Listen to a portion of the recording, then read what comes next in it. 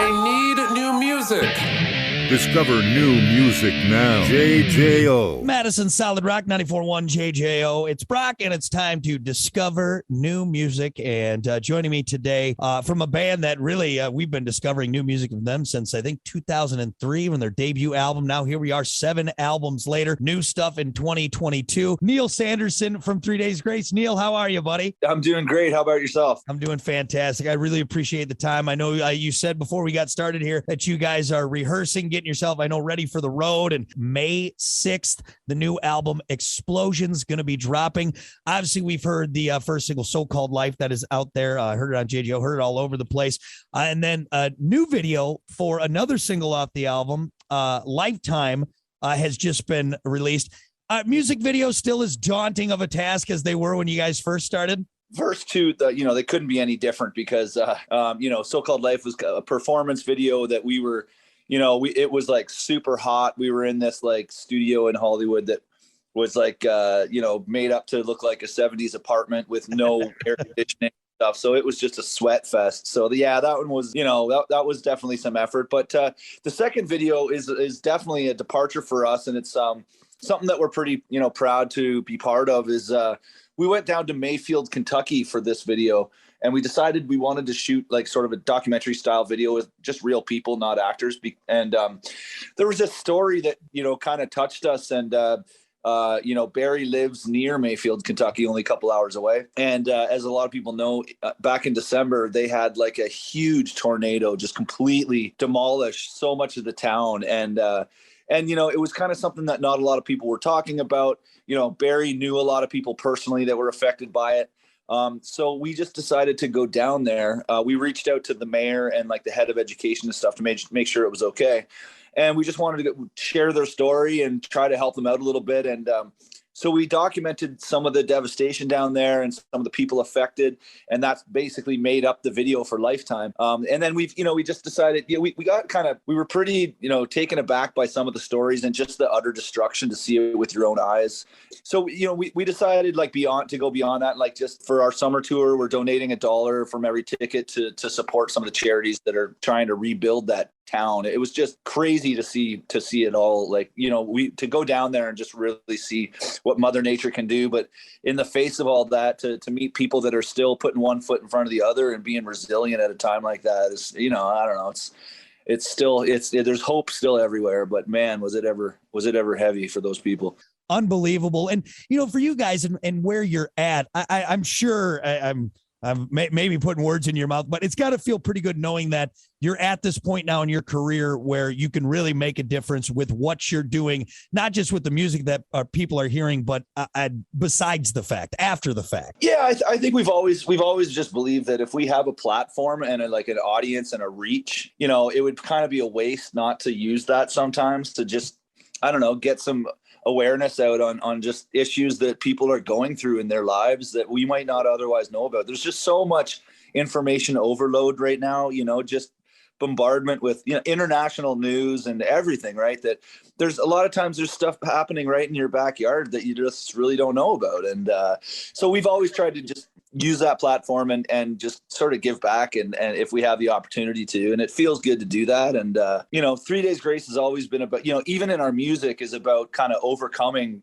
challenges that you feel like you're not capable of doing. That's been in our music for 20 years. So I think it's important for us to demonstrate that as well. When we, I just think it's awesome, man. So congrats. And I commend you guys for doing that. And I'm sure the people in that area in Kentucky and really all over appreciate it as well.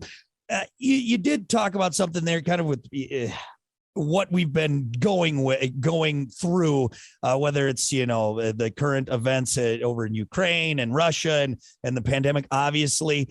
Did that have any effect on the album? Was this an album kind of written in real time, or did you guys maybe try and at least shy away so the whole thing isn't like, oh, this is a pandemic album, if that makes sense? Definitely not a pandemic album. But having said that, we always write, about our lives in the moment and the lives of people around us, and our music has social commentary in it as well. And so, yeah, I think that certainly, even the title Explosions and that concept, there's a common thread through the album that just talks about, you know, everybody has a boiling point, you know, and everybody has a tipping point within them where they feel the need to kind of not necessarily explode in a, you know, in a destructive way, but a need to kind of get out and express yourself and be able to say what you want to say and do what you want to do and be who you want to be. You know, in modern society, sometimes that feels impossible or really difficult. You know, you got to hear everybody's opinion.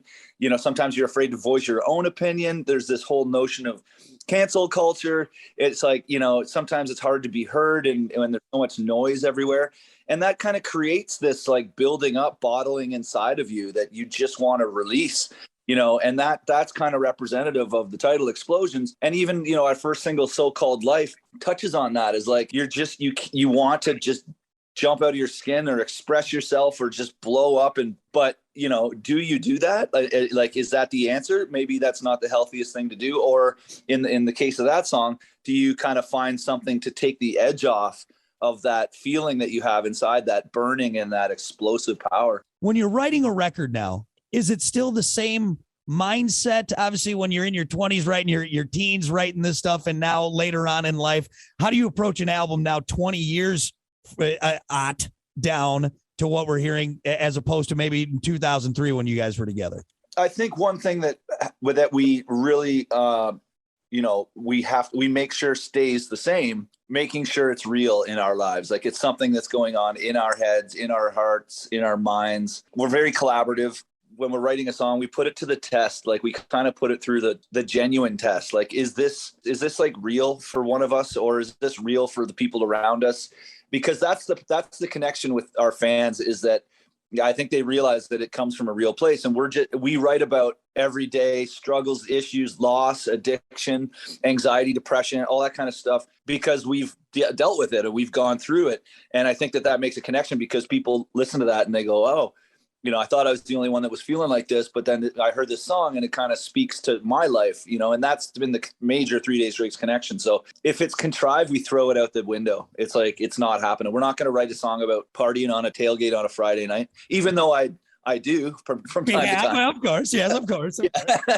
So that remains the same. Now, what it is that is sort of on our minds or like making us, you know, kind of feeling like we're needing to just push through life or just try to get through life or struggle through a situation. Those actual things, those events that are causing that change over time as you get older. But I think that same human trait of, you know, using music as therapy and trying to identify what it is in your life that's not right, what you're struggling through or whatever, and kind of contemplate how you're going to sort of overpower that and move through it. I think that feeling kind of stays the same no matter how old you are or how long you've been doing it. Madison Solid Rock 94.1 JJO. It's Brock. Discover new music. And joining me today, Neal Sanderson from 3 Days Grace. Looking back, you know, at the bands, those early 2000 bands, or bands really that started in the mid to late 90s and then really came in, hit their stride in the early 2000s. 3 Days Grace, you know, you guys are that pillar now in that rock community. Obviously, here 20 odd years later since the first release, and now is it weird kind of feeling and knowing that the band is this pillar now when we talk about that music and we talk about rock music, that you guys are there kind of holding up this now next generation of artists? Is that kind of a surreal thing to think about, or do you think about it at all? Yeah, no, I do, for sure. If we can be like a beacon for younger artists to kind of strive and not necessarily like be like us, but just to be able to hold it together for so long, like that part's hard in and of itself. Like, just being in a band with three other guys is like, you know, it's kind of like being married to three other people, and you're going to see the best and the worst of them. And you're going to share bus, and there's going to be some ups and downs and twists along the way. And it's a challenge to hold it all together without like killing each other or, you know, having major disagreements. And, you know, we've had some twists and turns obviously with 3 Days Grace. And so, yeah, I think when, you know, young bands ask me like, what's the key? I'm like, make sure you get into a band with people who have a vision that's as grand as yours, and like, and, you know, and you want to swing for the fence and do it long term, and not just try to, you know, I don't know, have some short-term success and you pat yourself on the back. It's like, no, this is something that you can do for the rest of your life but you got to surround yourself with the right people, and you got to kind of just keep it together and not just, you can't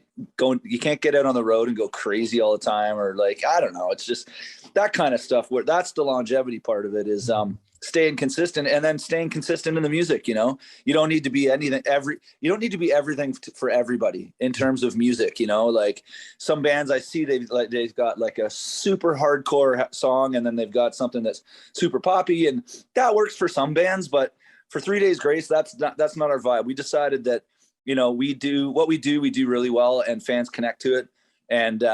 And so we I think that we're that consistent band where if people are looking for that type of music and that type of message in the music, that they can kind of, always know that when they listen to us, it's coming from pretty much the same place. It may have a different vibe. I mean, musically we experiment in that, but yeah, I think it's just, it is cool that, we're kind of considered, if like you say, like just a pillar in the, in this genre.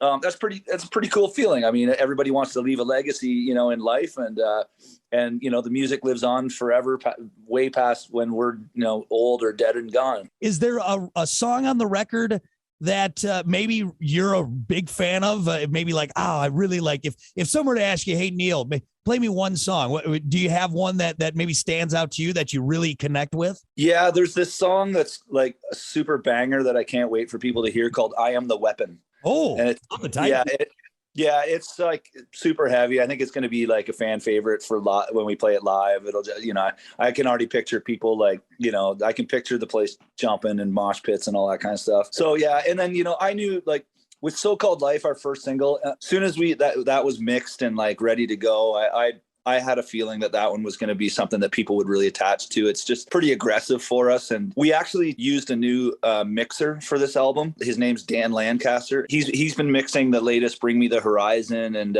he mixed the latest Muse, which sounds massive. And so that was pretty, that's a pretty big change, changing up the mixer, because he's kind of the guy that kind of puts the final touches on things. And as soon as he finished that mix, I was like, wow, like it jumps out of the speakers. And so he did the whole record. So I'm excited for you guys to check out "I Am the Weapon." With the mixer, I think that's interesting. Was that something you guys planned? Was that brought to you? What brought in the new mixer? Really, it was just kind of listening to what he had recently done. We were up for a change in that regard. And, he was like a young new guy. And then, we heard some of the new Bring Me the Horizon albums. Like he did Ammo, and he did the latest one that's got like Parasite Eve on it and stuff. And we were just like, wow, like that just sounds next level. It's so fresh and modern sounding, and it sounds so awesome on the radio. And so we just gave him a call and said, hey, like, do you want to mix our album? He's like, absolutely. He's this guy out of England, and it just came back next level. It just sounds huge. Well, that's awesome, man. I'm even more amped up, even with what we've heard. We can't wait for May 6th. Obviously, pre-order going on. Now that we've gotten the important stuff out of the way, we could do rapid fire. Absolutely. Beautiful. Okay. Now, this is part drummer rapid fire, part Canadian rapid fire, because of course you're from the Great White North, our brothers from the North. So I tried to tweak it the best I could for you. So first, let's do the drumming rapid fire. Okay. No wrong answers on this, by the way. John Bonham or Neil Peart? John Bonham. Ginger Baker or Keith Moon? Ginger Baker. Crash cymbal or ride cymbal? Crash cymbal all day. All day. I figured as much just watching you play, but I had to ask. All right. Now on to the Canadian rapid fire. Poutine or ketchup chips? Poutine. Oh, by the way, what is a ketchup chip? It's just a chip that doesn't really taste like ketchup at all. But it's like just red and salty. Oh, okay. All right. Highly overrated. But poutine, that is rated right where it should be, right up there. Poutine is like it's delicious. Absolutely. Gravy and cheese and fries. You cannot go wrong. All right. Would you rather see the Thetis Lake Monster, aka the Lizard Man, or Ogopogo? Is the Lizard Man still alive? I think possibly. I think we toured with the Lizard Man. You toured with him?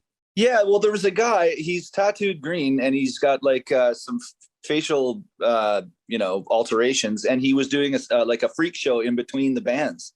If that's the guy, I'm just gonna go with Lizard Man, just assuming that's him. We kind of broed out a couple times. You had a couple beers. All right, last one. Would you rather take a slap shot from Gordie Howe or Bobby Orr? Who would you rather take a slap shot from? Where am I taking the slap shot to?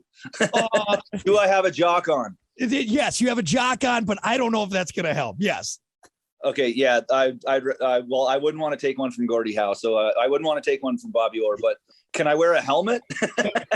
Helmet, Doc. I'll take it. I'll take one from Bobby Orr. That's it. Maybe the Lizard Man will come pick you up and take you to the hospital after you're done. Yeah, 100%.